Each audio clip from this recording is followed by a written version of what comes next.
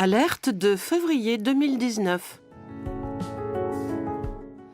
Bienvenue à l'écoute du magazine audio Alerte numéro 2 de février 2019. Nous vous présentons l'actualité du mois en matière fiscale, juridique et sociale.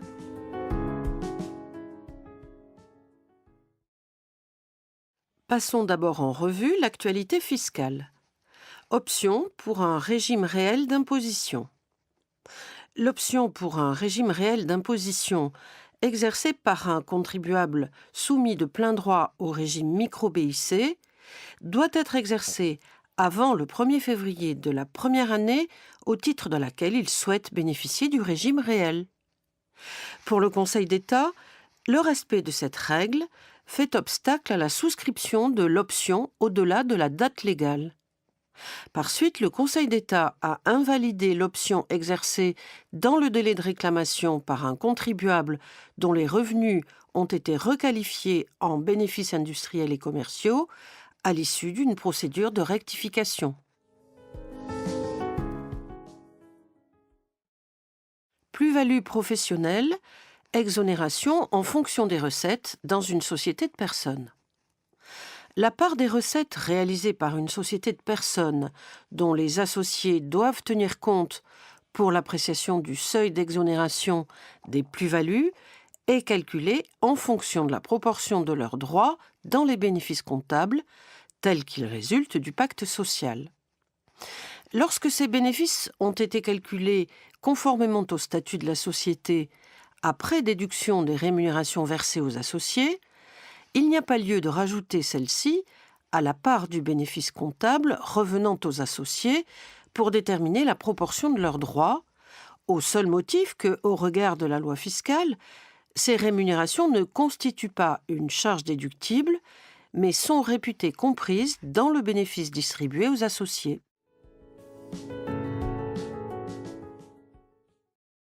Entreprise relevant de l'IR, plus-value à long terme.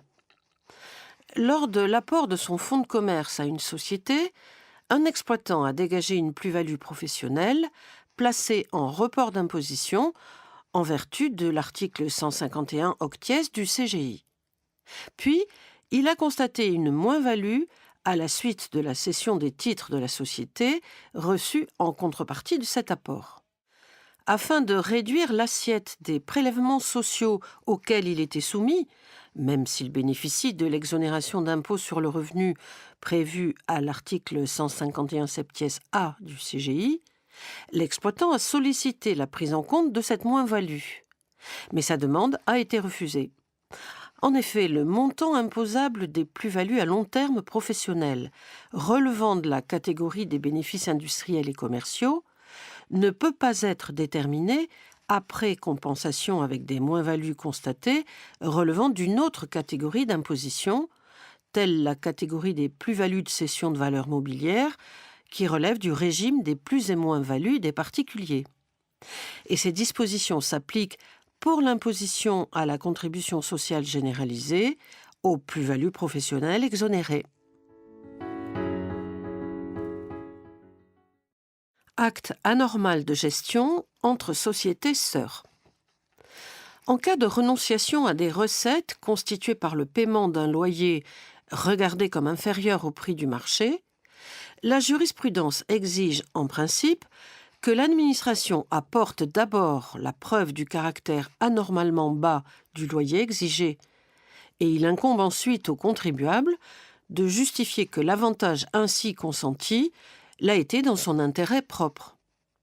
Cependant, l'administration peut établir l'existence d'un acte anormal de gestion en se bornant à démontrer l'insuffisance du loyer par rapport à la valeur locative, sans avoir à prouver l'intention délibérée des parties à l'acte lorsque le bailleur et le locataire sont en relation d'intérêt.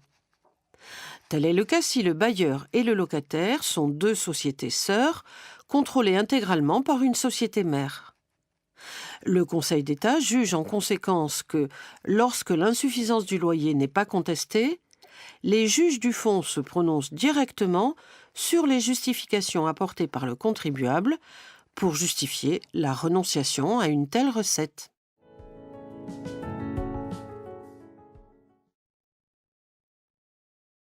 Revenu mobilier PEA. La loi de finances pour 2019 prévoit que sont désormais imposés dans les conditions de droit commun les gains constatés en cas de retrait ou de rachat effectué sur un PEA, PEA classique ou PEA PME ETI, avant l'expiration de la 5e année. Ils sont donc soumis au PFU au taux de 12,8%, auquel s'ajoutent les prélèvements sociaux, sauf option globale pour le barème progressif. Cette disposition s'applique aux retraits et rachats effectués à compter du 1er janvier 2019. En cas de retrait ou rachat après 5 ans, les gains continuent à être exonérés. Déduction de la TVA en l'absence de facture. En France, selon la doctrine administrative, il n'y a pas de déduction possible de TVA en l'absence de facture justificative, le Conseil d'État rajoutant que la production d'autres documents qui ne constituent pas des factures ne peut suppléer à cette absence. La Cour de justice de l'Union européenne est moins stricte. Elle a jugé à plusieurs reprises que le principe fondamental de neutralité de la TVA exige que la déduction de la taxe d'amont soit accordée si les conditions matérielles sont satisfaisantes, même si certaines conditions formelles ont été omises par les assujettis.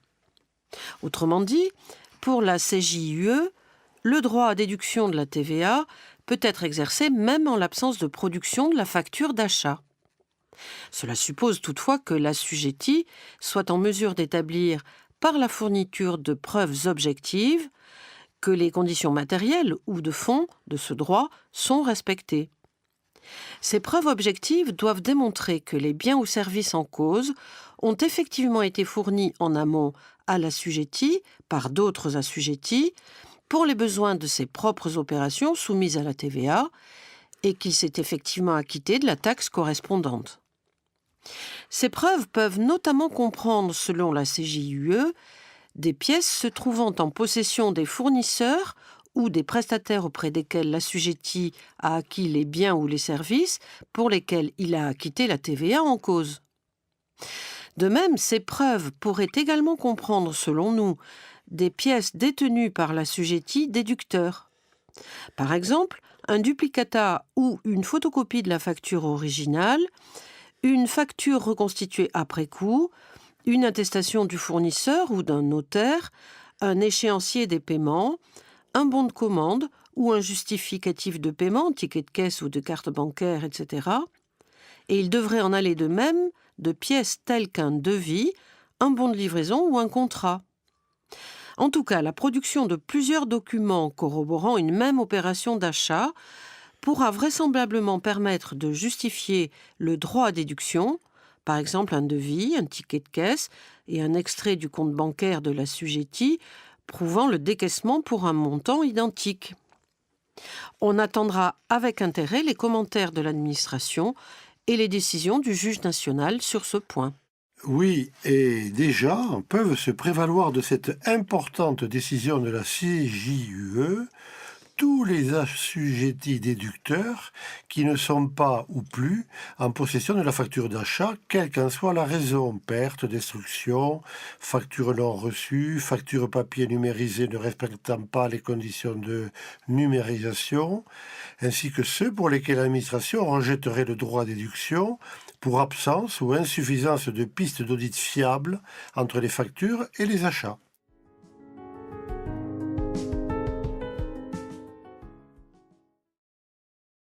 Plus-value réalisée à la vente de la résidence principale. Pour que l'exonération de plus-value immobilière au titre de la résidence principale s'applique, le vendeur doit justifier l'occupation du bien à titre habituel et effectif. Une illustration de ce principe. En 2010, un couple acquiert pour 180 000 € un terrain à bâtir et il y fait édifier une maison d'habitation. Cet immeuble est ensuite revendu en 2012 pour un prix de 730 000 € et le couple mentionne sur l'acte de vente de la maison que le bien vendu constitue sa résidence principale au 1er janvier 2012. Il sollicite donc à ce titre l'exonération résidence principale. Mais cette exonération a été remise en cause par l'administration fiscale avec l'approbation du juge de l'impôt qui a utilisé en l'espèce la technique du faisceau d'indices. Il a ainsi fait valoir que l'entrée dans les lieux n'a pu être réalisée avant juillet 2011, date de la DACT. Aucune taxe d'habitation n'a été acquittée pour le bien.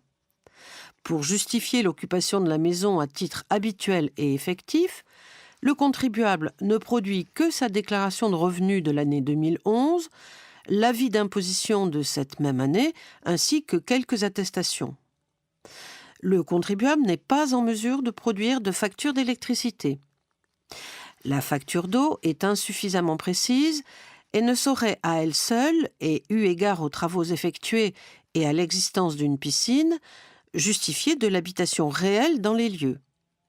Enfin, le propriétaire n'a pas communiqué à ses établissements bancaires l'adresse de la résidence principale.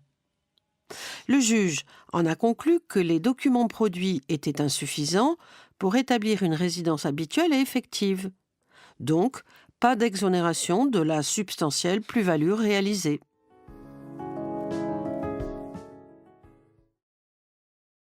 Calcul de la valeur ajoutée et dépenses de retraite.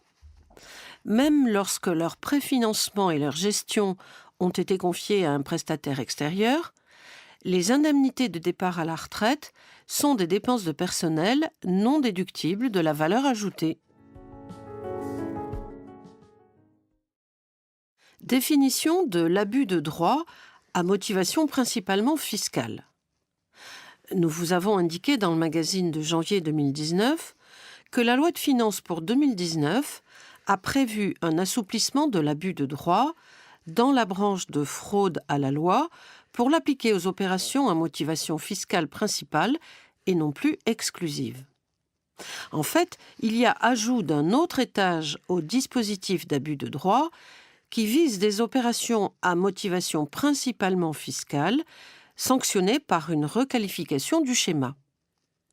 Dans ce contexte, plusieurs praticiens du Conseil patrimonial ont fait part de leurs inquiétudes sur les conséquences non négligeables de cette nouvelle disposition. En fait, quand et comment pourra-t-on savoir qu'un acte est principalement motivé par des considérations fiscales ? Quid des donations contenant une réserve d'usufruit au profit du donateur, réserve qui participe de la réduction de la base taxable et qui ne constitue nullement un acte principalement motivé par des considérations fiscales.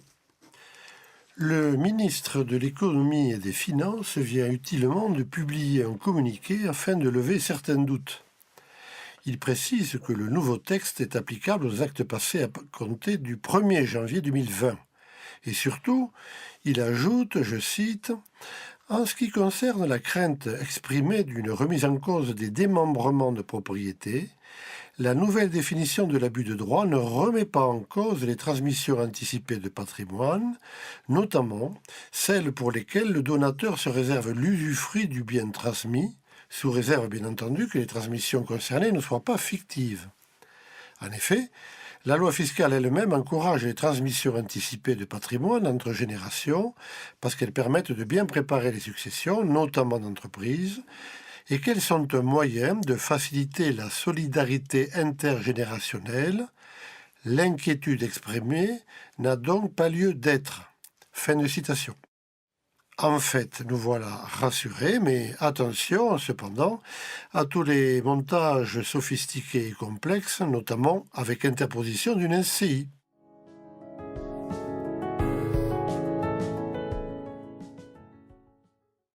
Actualité juridique du mois, caractère majoritaire de la gérance d'une SARL. Pour déterminer le caractère majoritaire de la gérance d'une SARL, il a été demandé au gouvernement s'il fallait prendre en compte les seules parts détenues en propriété par le gérant et ses proches, ou bien si l'on devait intégrer également au calcul les parts sociales dont le gérant peut disposer en location. En réponse, il a été précisé que doivent être prises en compte non seulement les parts détenues en toute propriété, mais également les parts louées, ces dernières étant considérées comme détenues en usufruit. Par conséquent, ces parts doivent être prises en compte pour déterminer si le gérant est majoritaire. Compétences du tribunal de commerce. Les tribunaux de commerce sont compétents pour statuer sur les contestations relatives aux engagements entre commerçants, celles relatives aux sociétés commerciales et celles relatives aux actes de commerce entre toutes personnes. Ainsi, la demande d'exécution forcée par un associé de SAS d'un pacte d'actionnaires, lui donnant la possibilité de souscrire à des actions à émettre de la société, relève de la compétence du tribunal de commerce. Quant à l'action en responsabilité contre un dirigeant ou un liquidateur de société commerciale, elle relève de la compétence du juge consulaire dès lors que les faits qui lui sont reprochés se rattachent par un lien direct à la gestion de la société. Par contre, les litiges concernant les sociétés civiles relèvent du tribunal de grande instance, juge de droit commun. Bénéficiaires effectifs d'une société. Les bénéficiaires effectifs d'une société non cotée à déclarer au registre du commerce et des sociétés sont, on le rappelle, les personnes physiques qui soit détiennent directement ou indirectement plus de 25% du capital ou des droits de vote de la société, soit exercent par tout autre moyen un pouvoir de contrôle sur la société. Les greffiers des tribunaux de commerce estiment que les membres d'un groupe familial majoritaire dont aucun ne détient plus de 25% du capital sont les bénéficiaires effectifs de la société. Cela étant, et c'est à retenir, pour l'Association nationale des sociétés par actions, il en est ainsi seulement si le groupe comprend des parents et leurs enfants mineurs.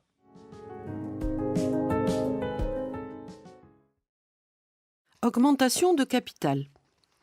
Une assemblée générale de sociétés par actions simplifiée décide d'augmenter le capital en numéraire en omettant, en violation du Code du commerce, de délibérer simultanément sur un projet de résolution visant à réaliser une augmentation de capital réservée aux salariés. Un salarié demande l'annulation de cette assemblée. Pour régulariser l'opération, une nouvelle assemblée est tenue, au cours de laquelle les associés se prononcent uniquement sur la résolution omise. Le salarié soutient alors que la régularisation n'est pas valable, car, selon lui, la nouvelle assemblée aurait dû non seulement voter sur cette résolution, mais également délibérer à nouveau sur la décision d'augmentation de capital initiale. Et son argument est rejeté par la Cour de cassation. Le vote ne portant que sur la résolution omise proposant une augmentation de capital réservée aux salariés suffit à régulariser l'augmentation de capital initialement décidée sans qu'il y ait lieu à une nouvelle délibération sur celle-ci. Responsabilité du commissaire aux comptes. Le commissaire aux comptes n'a pas à rechercher activement les faits délictueux commis au sein de la société qu'il contrôle et qui ne sont pas en relation directe avec la certification des comptes. S'agissant de l'état de cessation des paiements, le commissaire aux comptes est tenu à une obligation de moyens et sa responsabilité ne peut être engagée que s'il certifie des comptes faux par négligence ou insuffisance de vérification. Du coup, n'est pas responsable le commissaire aux comptes qui n'a pas informé les actionnaires d'une société de l'interdiction de gérer de son dirigeant et qui n'a pas décelé qu'elle allait être en état de cessation des paiements dans les mois suivant la certification des comptes. En tout état de cause, à aucun moment, les commissaires aux comptes ne certifient les perspectives d'activité et de rentabilité de l'investissement des actionnaires d'une société.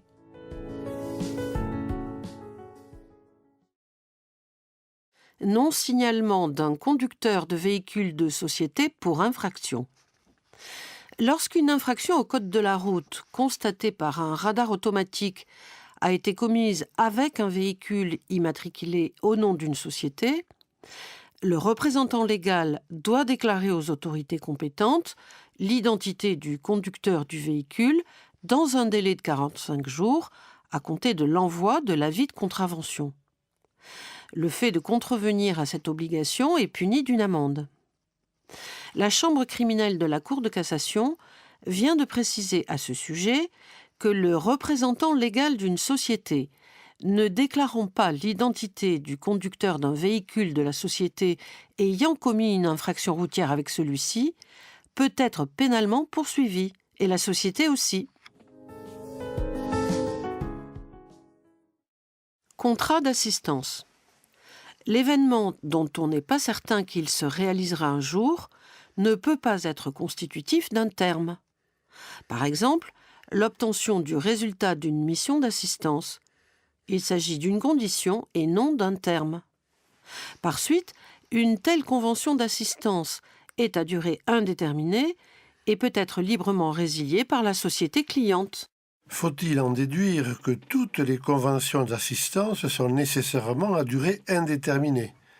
Non, mais les cabinets de conseil et de consultants qui veulent conclure des missions à durée déterminée non résiliables librement par leurs clients doivent faire très attention à la rédaction de la clause relative à la durée du contrat et surtout ne pas la faire dépendre du résultat de la mission.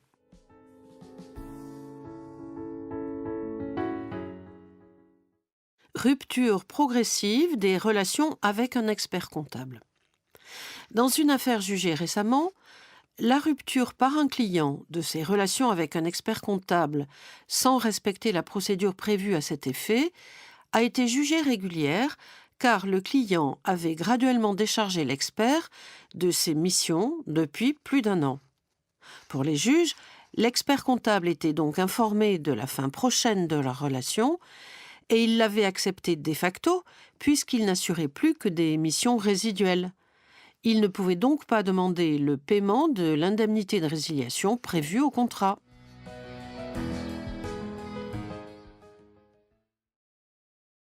Bail commercial et locaux acceptés en l'état.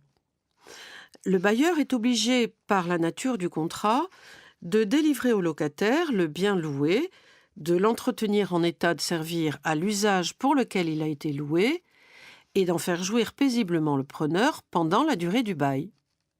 Dès lors, la clause d'un bail commercial par laquelle le locataire accepte de prendre les locaux en l'état ne suffit pas à faire peser sur lui les travaux de raccordement du local au réseau des eaux usées et au réseau électrique, faute de clause expresse en ce sens. À noter au passage que pour les baux commerciaux conclus après le 5 novembre 2014, les dépenses relatives aux grosses réparations ne peuvent plus être mises à la charge du locataire.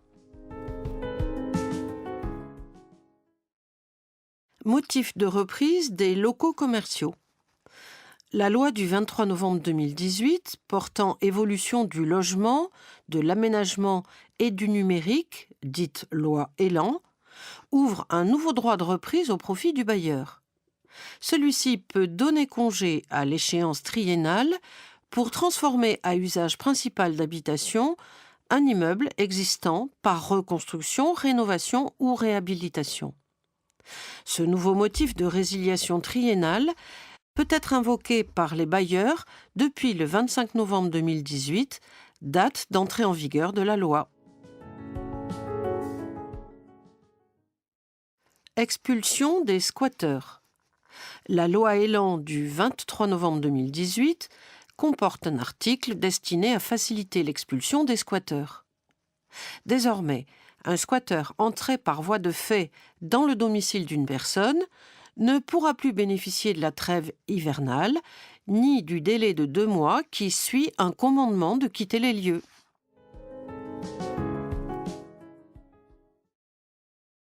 Responsabilité civile décennale. 2 décisions récentes à connaître. L'entreprise qui déclare à son assureur de responsabilité civile décennale une activité d'étanchéité consistant à utiliser exclusivement un procédé spécifique n'est pas garantie en cas de mise en œuvre d'un procédé d'étanchéité différent.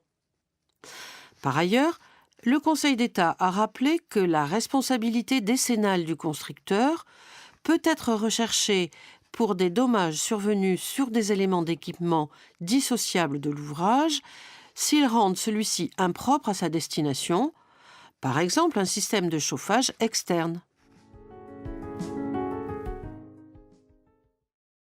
Faute inexcusable d'un transporteur routier. Le transporteur doit réparer intégralement le dommage subi par la marchandise sans pouvoir invoquer une limitation de responsabilité s'il a commis une faute inexcusable. Celle-ci se définit comme une faute délibérée qui implique la conscience de la probabilité du dommage et son acceptation téméraire sans raison valable. Une illustration. Le transporteur qui laisse une nuit sans surveillance des marchandises sensibles dans une remorque non cadenassée, sur un terrain isolé donnant sur une voie publique, commet une faute inexcusable. Il doit alors réparer intégralement le préjudice résultant du vol de ces marchandises.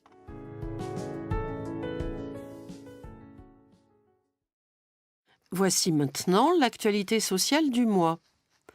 Réduction générale de cotisations patronales. Initialement prévue au 1er janvier 2019 par la loi de financement de la sécurité sociale pour 2018, l'entrée en vigueur de l'extension du champ de la réduction générale a été ajustée par la loi de financement de la sécurité sociale pour 2019. Ce renforcement de la réduction générale entre en vigueur en 2 temps. Elle est étendue depuis le 1er janvier 2019 aux cotisations patronales de retraite complémentaire obligatoire et, à compter du 1er octobre 2019, aux contributions patronales d'assurance chômage. Dans ce contexte, la réduction générale devient-elle plus intéressante que les exonérations ZRR ou ZFU ? S'agissant de l'exonération en zone de revitalisation rurale, ZRR, entre le 1er janvier et le 30 septembre 2019, l'option pour la réduction générale est plus intéressante si la rémunération des salariés est inférieure à 1 691,10 € pour les entreprises soumises au FNAL à 0,50% et à 1 682,77 € pour les entreprises soumises au FNAL de 0,10%. À partir du 1er octobre 2019, l'option pour la réduction générale est plus intéressante pour les rémunérations inférieures à 1 756,93 € pour les entreprises soumises au FNAL de 0,50% et à 1 750,87 € pour les entreprises soumises au FNAL de 0,10%. S'agissant de l'exonération en zone franche urbaine, ZFU, le choix de la réduction générale entre le 1er janvier et le 30 septembre 2019 est plus intéressant pour les rémunérations inférieures à 1 608,93 € pour les entreprises soumises au FNAL de 0,50% et à 1 610,25 € pour les entreprises soumises au FNAL de 0,10%. À partir du 1er octobre 2019, l'exonération ZFU devient plus intéressante pour les rémunérations supérieures à 1 679,80 € pour les entreprises soumises au FNAL de 0,50% et à 1 681,98 € pour les entreprises soumises au FNAL de 0,10%. Notez que sur les modalités de calcul de tous ces chiffres, nous pouvons vous les adresser sur simple demande via un mail et vous verrez ainsi les détails de tous nos calculs. Ensuite, et c'est très important, notez bien que si l'employeur peut renoncer aux exonérations ZRR ou ZFU pour appliquer la réduction générale à un salarié, sa décision est définitive et elle s'applique à toutes les rémunérations versées ultérieurement à ce salarié, quel qu'en soit le montant.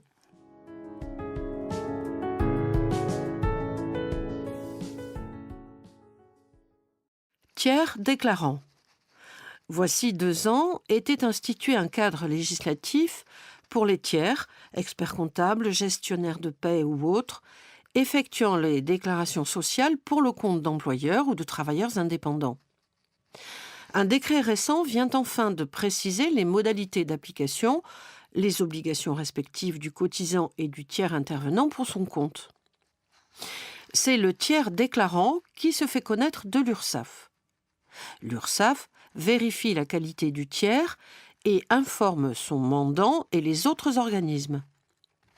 Dès lors que le tiers a été identifié par l'URSSAF, la CGSS ou la caisse de MSA, il est réputé, sauf convention contraire des parties, accomplir aussi l'ensemble des déclarations ou formalités de son client auprès de la CARSAT ou de la CPAM.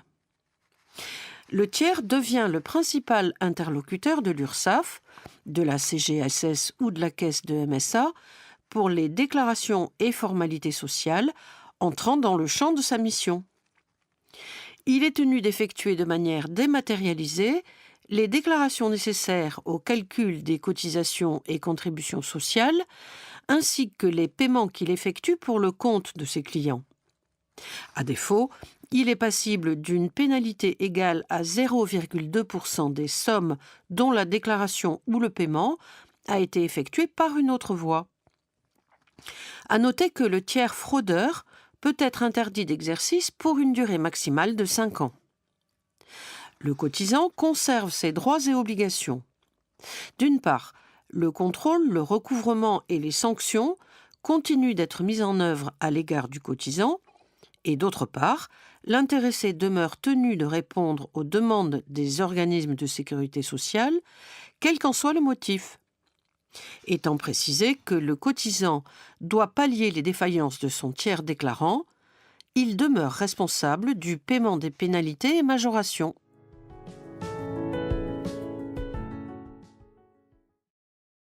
Relevé de situation individuelle pour la retraite. S'il l'estime erronée, tout assuré peut contester devant la juridiction du contentieux général le report des durées d'affiliation, le montant des cotisations ou nombre de points figurant sur le relevé de situation individuelle qui lui a été adressé par les organismes chargés des régimes de retraite dont il relève ou dont il a relevé. Formation professionnelle. La loi 2018-771 du 5 septembre 2018 pour la liberté de choisir son avenir professionnel a réformé profondément le compte personnel de formation instauré il y a bientôt 4 ans en remplacement du droit individuel à la formation.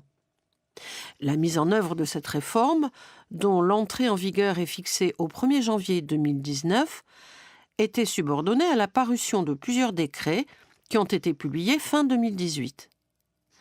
Concernant les modalités de conversion en euros des heures de formation acquises au 31 décembre 2018 au titre du CPF et de l'ancien DIF, il est prévu que ces heures doivent être converties en euros à raison de 15 € par heure. Un autre décret prévoit les modalités d'alimentation régulière du CPF à compter du 1er janvier 2019. Le montant du crédit annuel de base est fixé à 500 € dans la limite d'un plafond de 5 000 €. Selon sa situation, le salarié peut obtenir des abondements supplémentaires. Dans notre prochain magazine, nous reviendrons sur d'autres décrets, en particulier celui qui augmente de 2 points la rémunération minimale des apprentis de moins de 21 ans à compter du 1er janvier 2019. Fusion, scission et transfert du règlement intérieur. Le règlement intérieur s'imposant aux salariés d'une société scindée avant le transfert de plein droit de leur contrat de travail à la société bénéficiaire de la scission n'est pas transféré avec ces contrats, car il ne s'agit pas d'un engagement unilatéral. Notez que ce principe vaut dans tous les cas de restructuration, fusion, scission, apport partiel d'actifs soumis au régime des scissions. En cas de transfert des contrats de travail à une société existante déjà dotée d'un règlement intérieur, celui-ci s'applique de plein droit aux salariés transférés. Par contre, s'il y a création d'une entreprise nouvelle, celle-ci est alors tenue d'élaborer un nouveau règlement dans les 3 mois de son ouverture. Statut des livreurs à vélo des plateformes numériques. Se prononçant pour la première fois sur la nature du contrat liant un coursier à une plateforme numérique, la Cour de cassation considère qu'il s'agit d'un contrat de travail si l'existence d'un lien de subordination est établie.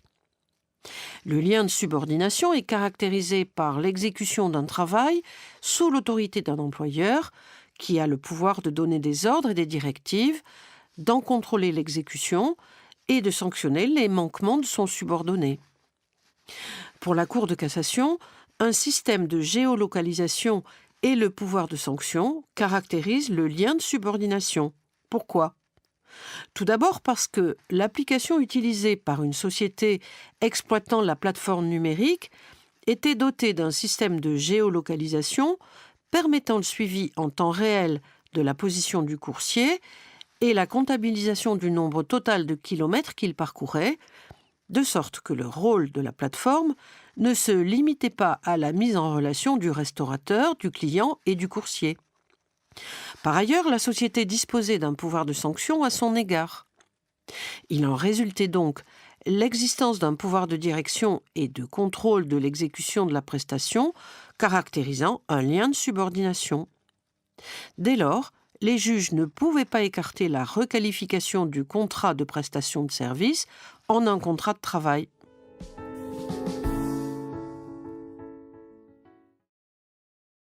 Dérogation aux durées maximales de travail des jeunes.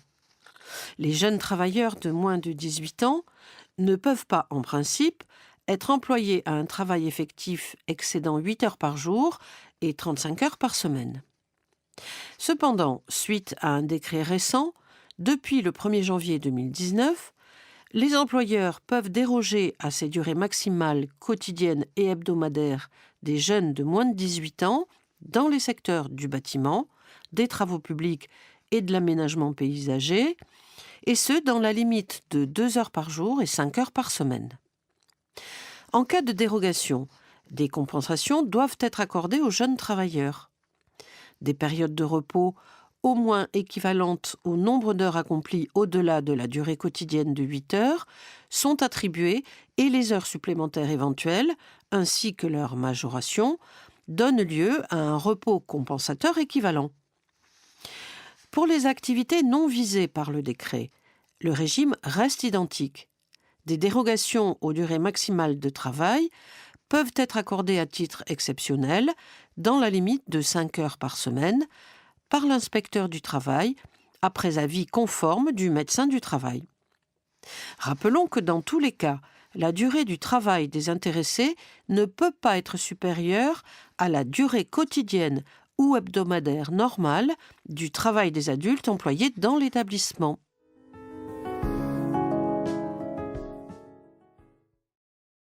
Rupture du contrat de travail. Au 1er septembre 2018, on dénombrait 69 procédures de rupture conventionnelle collective initiées, à 80% dans des établissements de plus de 250 salariés, dont 43 ont été à ce stade validés. Les établissements concernés se concentrent dans les régions qui sont aussi celles les plus souvent confrontées aux licenciements économiques. S'agissant du contentieux lié aux licenciements individuels, le nombre de demandes déposées auprès des conseils de prud'hommes a été divisé par 2 en 20 ans, 120 000 en 2017 contre 240 000 en 1998. Cette baisse s'explique principalement par la mise en place de la rupture conventionnelle individuelle en 2008 et par les changements de procédure introduits en 2016. Depuis 2017 et la mise en place du barème des indemnités pour licenciement abusif, on ne constate pas de baisse du contentieux, que ce soit sur le nombre de recours ou sur leurs motifs, avec un glissement vers des motifs de nullité, tels que la discrimination pour s'affranchir de l'application du barème.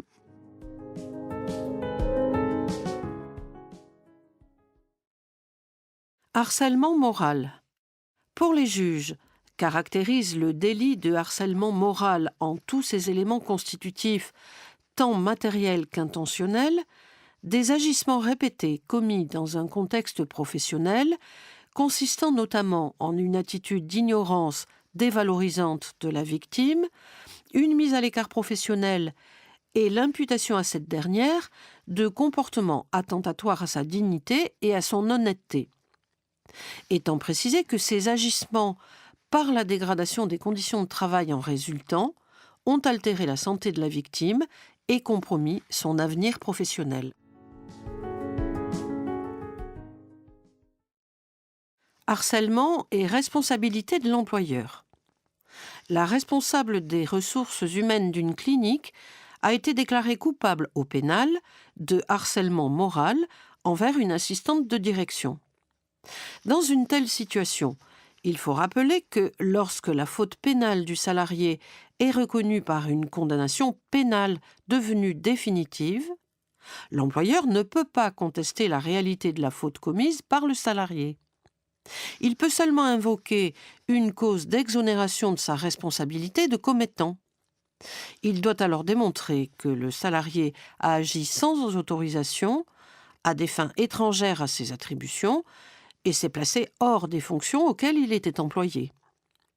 En l'espèce, ces conditions d'exonération n'étaient pas réunies selon les juges, les faits ayant été commis pendant le temps de travail et sur le lieu de travail par le supérieur hiérarchique de la victime.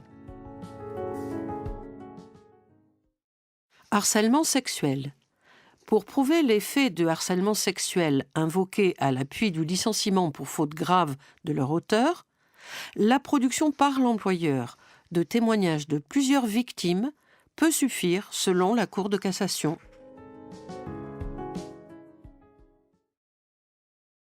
Licenciement notifié en réaction à l'action en justice du salarié.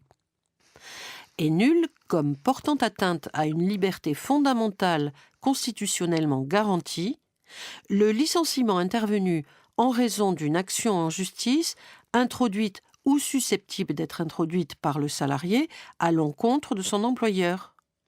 Et peu importe à cet égard que la demande du salarié soit non fondée.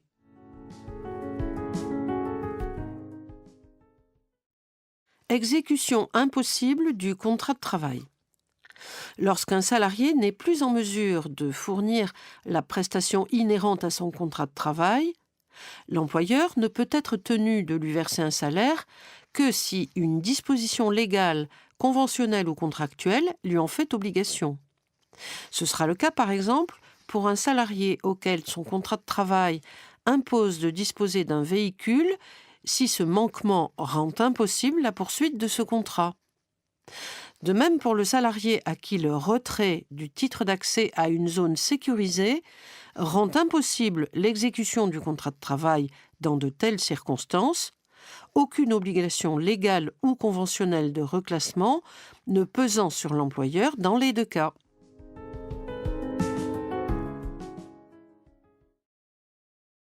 Barème d'indemnité pour licenciement abusif. Pour au moins 2 conseils de prud'homme, ce barème d'indemnité pour licenciement sans cause réelle et sérieuse, institué par les ordonnances Macron, viole la Charte sociale européenne et la Convention numéro 158 de l'OIT. En effet, en introduisant un plafonnement limitatif des indemnités prud'homales, il ne permet pas aux juges d'apprécier les situations individuelles des salariés injustement licenciés dans leur globalité et de réparer de manière juste le préjudice qu'ils ont subi. De plus, ce barème ne permet pas d'être dissuasif pour les employeurs qui souhaiteraient licencier sans cause réelle et sérieuse un salarié. Il sécurise davantage les fautifs que les victimes et il est donc inéquitable. Sachant que plusieurs autres conseils de prud'homme ont appliqué le barème, on attend donc maintenant avec intérêt les décisions des juges du second degré, une affaire à suivre. Au terme de ce magazine, nous vous remercions de votre attention et vous donnons rendez-vous en mars prochain. À bientôt!